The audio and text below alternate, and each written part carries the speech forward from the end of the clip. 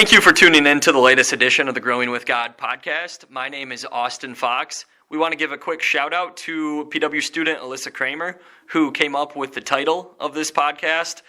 We record these episodes in an effort to bring our PW students and listeners closer to Jesus Christ and for other people to realize the impact that he is having in the lives of the people in this community. We have a junior on today, a PW junior, Eli Thelen. He is very invested in his faith, and he is a role model for a lot of people around him, both students and family members alike. Eli, I guess the first thing I'm wondering is, what made you want to come on this podcast today? Well, I saw some of my other friends do one, and I just heard some of the other really good ones, so I thought it'd be cool to do my own and share some of my experiences.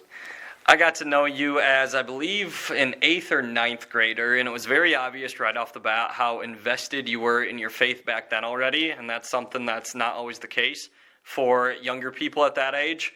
But I feel like it was kind of taken to a new level this past summer after we got back from our annual Steubenville trip, when you got up and spoke at our testimony night the following night, and you said something very profound that I think impacted a lot of people there. Your grandma, who was very devout in her faith and who you said you were very close with, passed away last spring.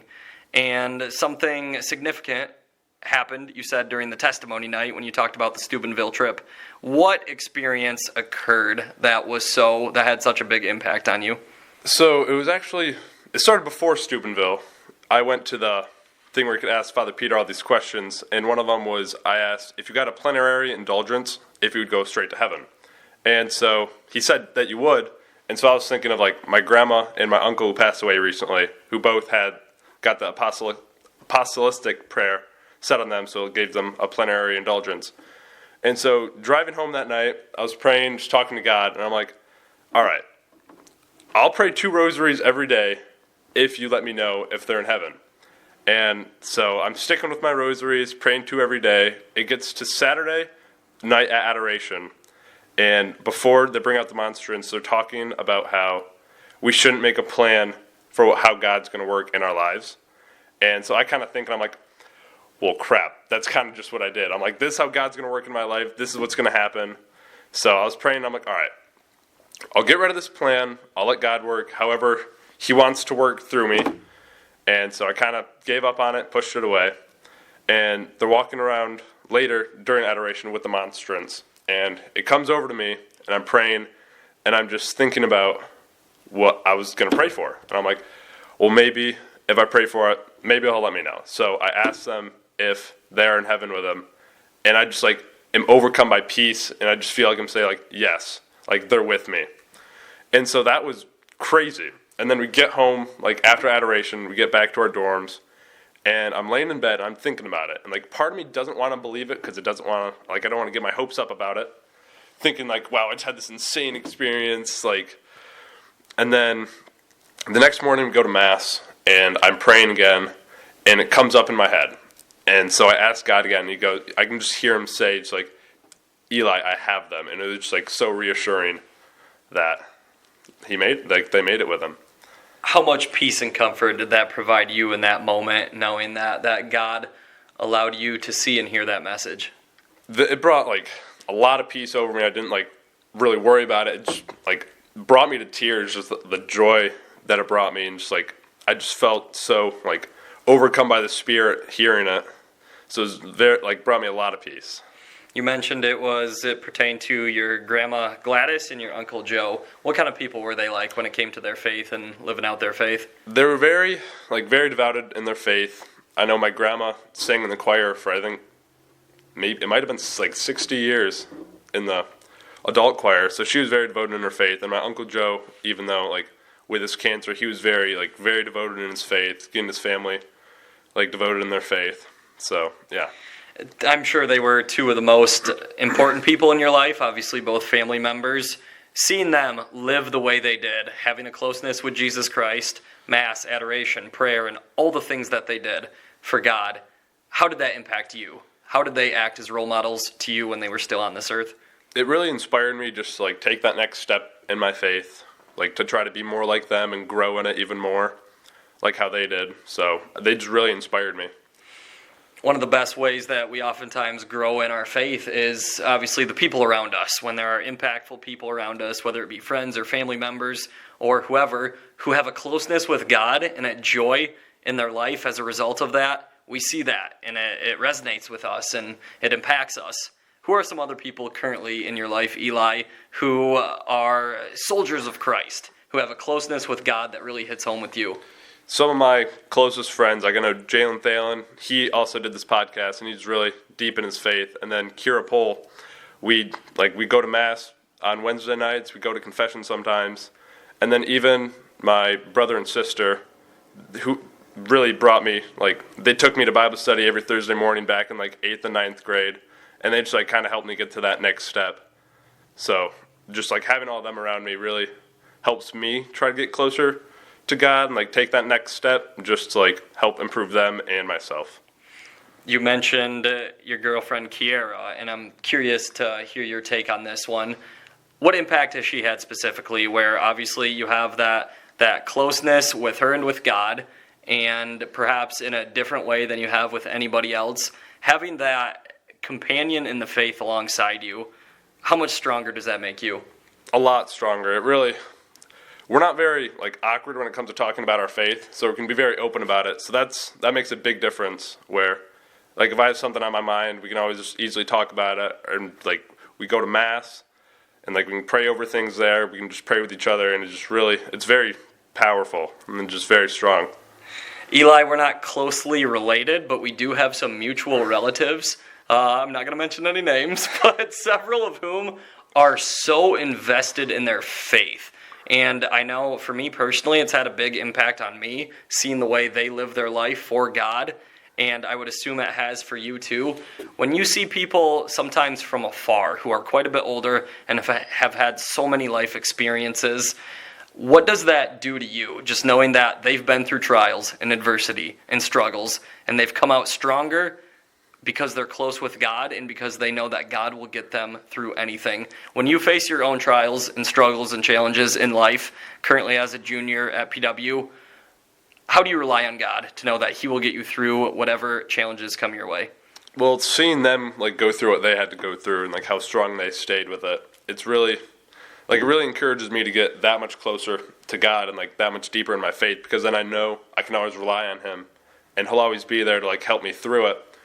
So it's really helped a lot, just with being able to trust in His plan more from seeing how far they've come. We talk about the role that Westphalia's parents have all the time on here in instilling the faith in their kids from day one, from birth basically. What role have your parents played instilling the faith in you? Any cool faith traditions or things that you guys did when you were young and still to this day that have really resonated with you?